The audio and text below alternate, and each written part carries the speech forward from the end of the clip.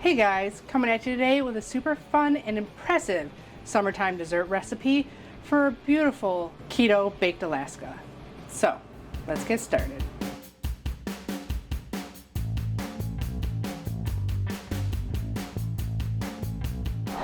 Hey everyone, welcome back. If you're new here, thanks for joining me. My name's Alycia, pastry chef with a sweet tooth, and now I own a keto gluten-free bakery, Sugar Swap Bake Shop. I'm here to teach you all the tips and tricks I've learned over the last 6 years of developing keto recipes so that you guys can have the confidence to make your own keto creations. So if you enjoy my videos and recipes, please hit the subscribe button down there, give the video a thumbs up, leave me comments, share with all your friends and family. They'll definitely be happy if you make them this one. It all helps me bring you new videos every week. Today, a recipe I've never actually made not keto. I've seen it made in restaurants and stuff like that, and I've always known what it was, but I never personally made one. But I pretty much had the recipes for a baked Alaska already on my channel. I got tons of ice cream recipes, so you can literally choose any recipe, even my no churn ice cream recipes you can use for this baked Alaska. And then the bottom is normally some kind of sponge cake or some brownies, which my brownie would be delicious on the bottom of this. We're making individual portions so you can have them at different times. You don't even have to make all of them at once, and you can just have them ready to go in your freezer and then make an Italian meringue and torch the outside or bake the outside. This is a super fun dessert, and you can do it and prep it over several days. That's what I did for this video. So you're gonna see me very differently in the next clip here, where we start this recipe with making some chocolate ice cream. Okay, so the first step to baked Alaska is the ice cream you're gonna use. There's a lot of different options out there. Of course, you can use just keto ice creams from the store. They're gonna be a little bit more difficult to work with because, as you know, like keto ice creams from the store kind of don't melt. They're kind of like a weird consistency. I'm gonna show you two ways. I'm gonna make one fresh ice cream batch, and then I have a batch of ice cream done already, but it's my ice cream, so it's more like regular ice cream. I'm doing chocolate and my newest strawberry ice cream recipe. So I have a batch of chocolate ice cream base ready to go. So I'm gonna get that churning, but we gotta get our molds ready to go too. So I'm gonna show you one real quick, and then I'm gonna get my ice cream going so that I can finish up the rest of them while the ice cream's churning. If you have 6 glasses that are about 4 to 6 ounces or so, I would use those. I have a big muffin tin that's silicone, which works really good because it's so easy to like pop them out. And also just do one big 2-quart bowl, like I believe this one is, that'll easily feed 8 people. The individual ones are nice to have. I start out with doing a little bit of oil on the bottom just to help the plastic wrap stick easily. It's not like for any real purpose to getting them out. It's really just to make it easier and have the plastic wrap kind of cooperate more in lining these. Now, if you're able to get a nice plastic wrap like this, it is definitely a lot easier to use this than it is like Reynolds cling film or something like that. So I just do squares like this. You push them down in there. You line it nice, like that. And that's it. So I'm gonna get all these lined while the ice cream is going. You are gonna have extra both batches left over, just so you know. So you'll have some extra ice cream to snack on too. Definitely easier if you have a bowl with a pour spout on it. Almost did that cleanly. The only extra tools I like to have a big scooper for the first layer, along with a scale to measure out, because I like to be precise in all my measurements, but you don't need to measure. Have a container ready to put this in as soon as it's done. Once I'm done lining this too, I'm throwing it onto a small sheet pan, freezer, just to keep everything nice and cold, especially if it's warm in your house. Okay, this ice cream is just about done. Now, in order to get the carb counts, if you want to be accurate with it, you got to know how much this made in order to know how to divide it into the 6 plus whatever you have left. I'm going to weigh all this out, get it into the freezer, and then we'll get on to the mold.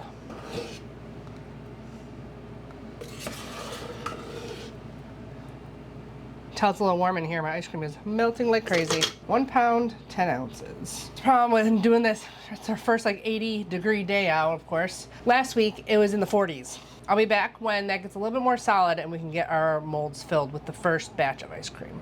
Now this is all going to depend widely on the ice cream you use and your freezer. My freezer, I have a thermometer in there, so I know it's at 10 degrees, which is 22 degrees below the freezing temp.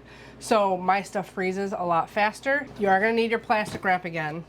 And this is the tool I used. It was perfect. It was like the perfect size to make a divot in the middle to put another ice cream in there. So I would think something around this size. This is a 1/4 cup measuring cup. So you want to have this out first. You're going to do 3.3 ounces-ish in each one. You can go 3.5. You can even go as low as 3 if you want. But I do one of these big scoops and then a little bit more. So ice cream is still pretty soft, but it's not melty. So about 1 scoop. There you go. So you got that extra in there for whatever you like. Snack later. Okay, now what I did, took 1 piece, set it across, just did a little squish down like that. You got to be careful with the other plastic wraps. Make sure your plastic wraps are up. Do a little squish down in there. Well, just about up to the top there. Make sure your plastic wraps are up. There you go. Just like that. Then make sure your plastic wraps are kind of out of the way for your next one. My ice cream could be a little bit more solid. Like I said, it's really hot in here already and it's only 11 a.m. But if not today, when, right? There you go. So if it is hot where you're at, definitely early morning, late evening when it's a little bit cooler, into the freezer, and we'll have to let these freeze completely solid before we get the other ice cream into them. We'll revisit that in a couple of hours.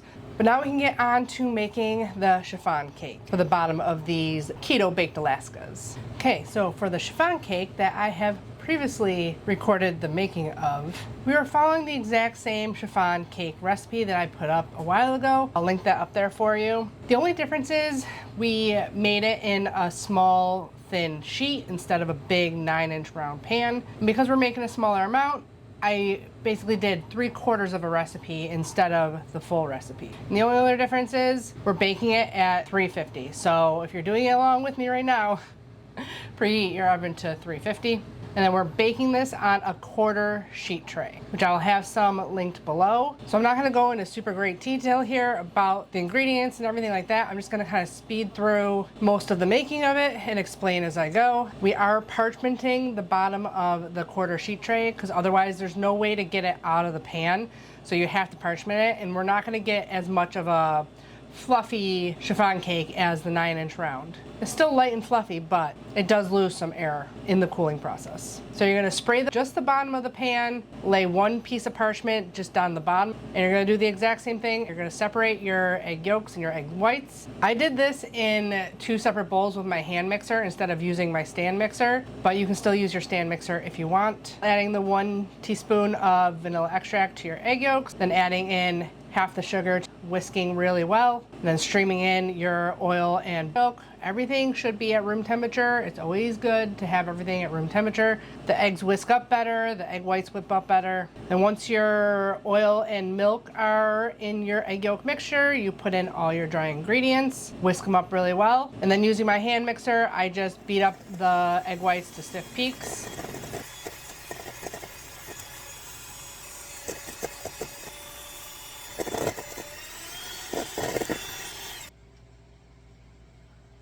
Folded them in 3 additions.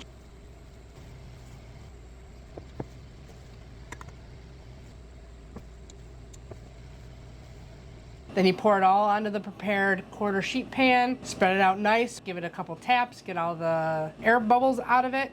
Unlike my other recipes, I didn't spin it halfway through. When you open the oven a lot and like move things that are sponge, it tends to make things fall. So I cooked it until about 13 minutes. I just peeked at it, gave it another minute, pulled it out, I touched it, and it was just not quite golden brown on one side, so I spun it and cooked it for 1 more minute. So until it was all nice and evenly golden brown. You gotta let it cool completely before you can cut out your circles for your baked Alaskas. All in all, a pretty easy cake. That only took me 10 minutes to put together. So once your chiffon cake is cooled, you release it from all the edges and just take it right out of the pan. And then you can cut all your circles out. Be strategic if you want to get a lot of rounds out of it. You can probably get more than 6 rounds if you place them, you know, in the most strategic way possible. But the hard part about baked Alaska or any dessert like this is all the different components. It's really hard to get an accurate carb count on them, but the entire sponge cake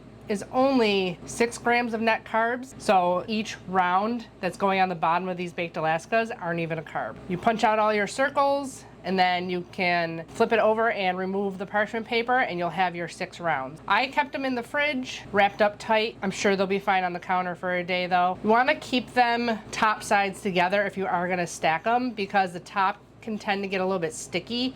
So sticky to sticky works best. That's all there is to the chiffon cake for the bottom. Next, we'll be getting our second ice cream into those baked Alaska molds.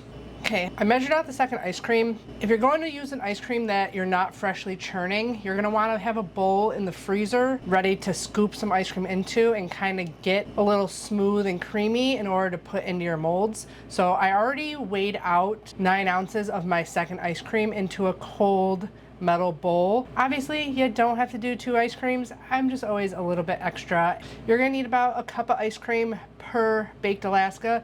So if you're getting pints of ice cream, you're gonna need 3 pints of whatever ice cream you're choosing. But I'm gonna go run and get my chocolate ice cream. I don't know if they're completely frozen or just about. This should come right out. Make sure they're all kind of loosey-goosey in there. That into the freezer. And here is my other ice cream, which if you're using my ice cream is pretty much soft straight out of the freezer. So I don't really need to do much working with this. It's pretty much good to go. So I'm just using a small scooper. I should be measuring this on the scale, but I already measured out 9 ounces of ice cream. So they're not all gonna be even because I didn't weigh it. You just wanna smooth it out. You want a nice flat bottom to put that cake on. One thing I didn't really show you, have a bunch of different ring cutters. So I just picked the one that fit this the best and used that to cut out my cake. So, want that nice flat down on there, squish it in, then you can fold your plastic wrap over it if you have any extra. Okay, there you go.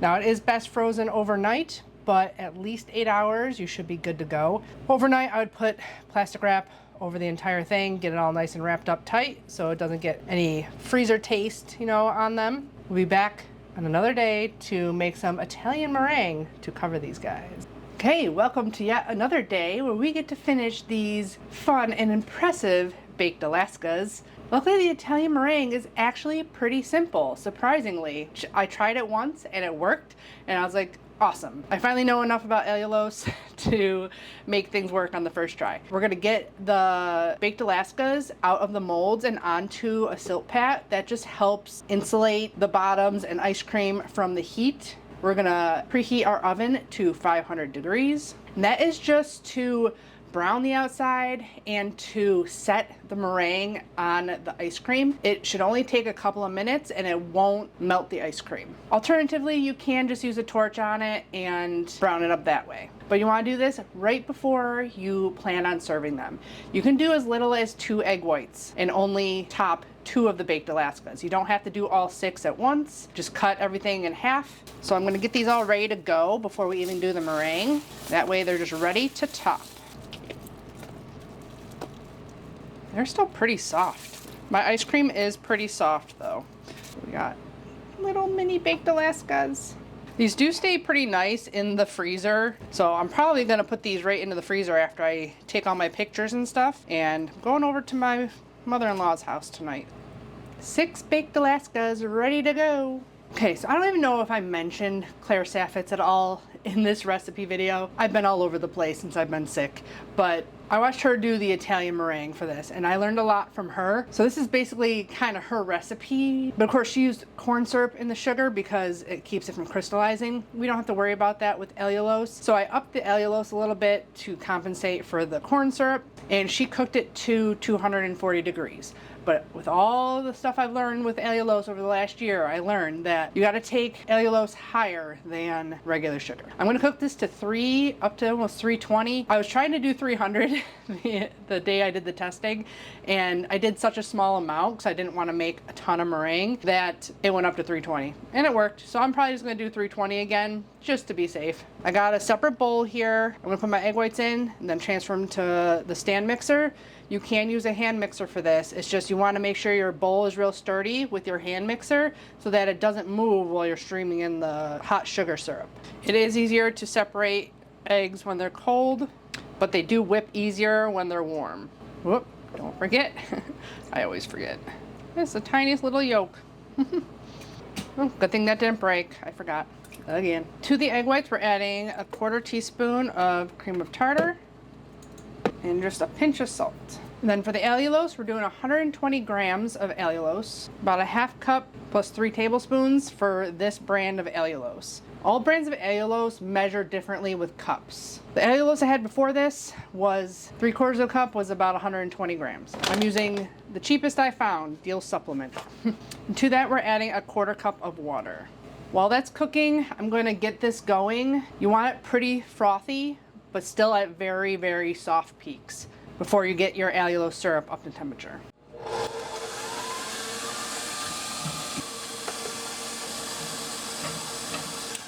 And it's already almost doubled in volume. That was only on medium for a couple of minutes, but my allulose is taking a while. It looks like my flame was kind of being weird at medium. I don't know if it wasn't getting enough gas flow, maybe because my oven is so high, I don't know. But I forgot, I also added a teaspoon of vanilla extracts. I thought vanilla, chocolate, strawberry, kind of like a Neapolitan type thing. It's gonna do a little splash. I'm gonna get this going a tiny bit more. I'm gonna keep it on low.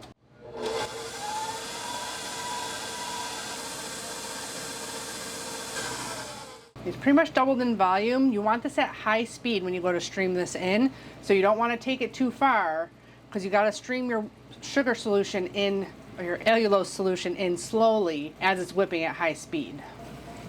At about 240. I have an offset spatula ready to go and a regular spatula. The nice thing about Italian meringue is it's stable. So you can make it and it can sit for 10-15 minutes while you're getting everything else ready to go. At about 300, it'll just start kind of look golden. The bigger pot you use, the less time this will take also. Okay, we're at about 280, 285, 290. It's getting close.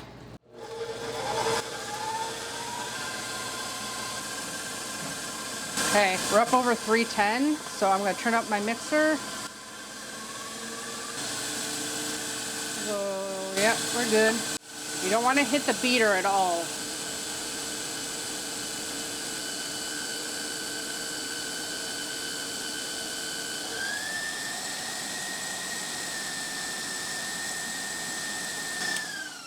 So you basically let that whip until nice and stiff and glossy. I'm gonna give it a little mix, do a little bit more mixing.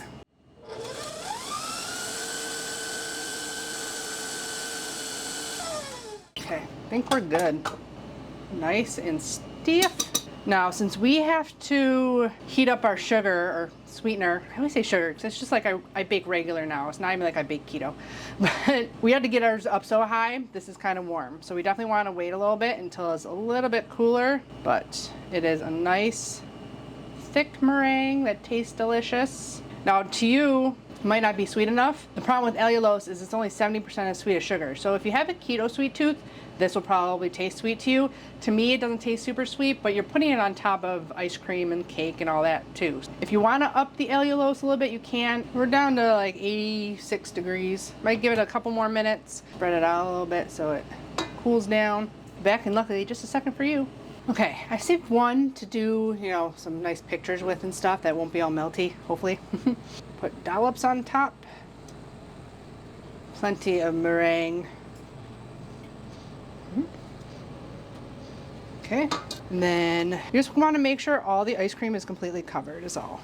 The whole trick. It kind of like insulates the ice cream from the heat. And then I just do a little design all the way around. Like that. You do that on all of them. I kind of work quickly, obviously. You can keep you know, a couple in the freezer and do this in like, you know, 2 batches too. So you don't have to rush. Kind of like how the rubber spatula does with the spikies. Big pillow on top of your ice cream. You can also pipe this on. My hand would probably start hurting. Okay, into the oven. I'm gonna keep a real close eye on them, not really even take my eyes off of them. Probably only 2 minutes. I got some ice cream popping through over here. Make sure they're all covered. To the oven.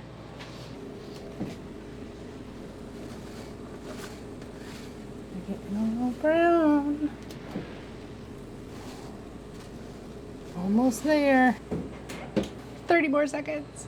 Smell it. I might give some a little bit more burn. I like it nice and charry on the outside. Look at those beautiful baked Alaskas. Ooh.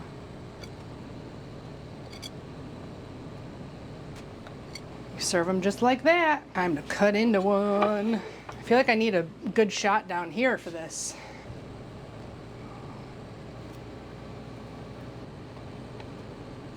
That looks delicious. Now that is a picture perfect baked Alaska. Oh, that looks so good. I'm excited to make a cameo and try this. My hubby's home because it's holiday weekend. Hi all. Look at that. Wow, honey. That looks amazing. It looks pretty. That's Napoleon if I ever saw one. Now let me taste. Ooh.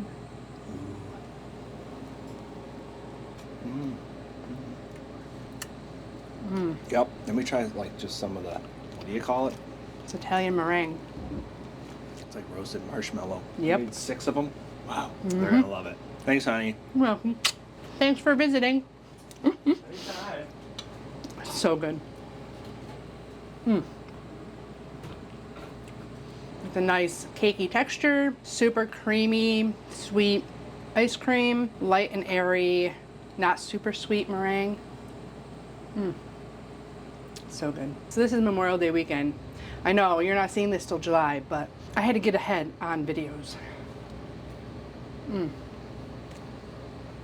So good. That's amazing. Oh, marshmallowy outside, creamy inside, delicious sponge cake on the bottom. This would be delicious with a thin layer of my brownie. Be delicious. I'm a chocolate person, if you didn't know already, if you're new here. So to me, a brownie chocolate bottom would be absolutely heaven. I kind of estimated the net carbs here, and it's about 4. It's 2 grams net carbs for the chocolate layer, about 1 for the strawberry, and less than 1 technically for the sponge. So only about a 3 gram net carb keto baked Alaska. Pretty friggin' awesome for a delicious and impressive summer treat. So I hope you guys enjoyed this recipe as much as I enjoyed making it. This is the kind of stuff I love.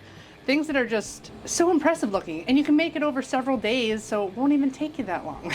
It'll definitely be a crowd pleaser for sure. I know a lot of people have emailed me and messaged me saying they've given my ice cream to non-keto people and they can't tell the difference. Let me know if you make it, and if you plan on making it, what kind of ice cream flavors are you using? So customizable. I have tons of different ice cream recipes. I'll link my playlist down below. It would all be delicious. Don't forget to check out my Amazon shop page. The link is down in the description box below, along with the blog link to the full recipe.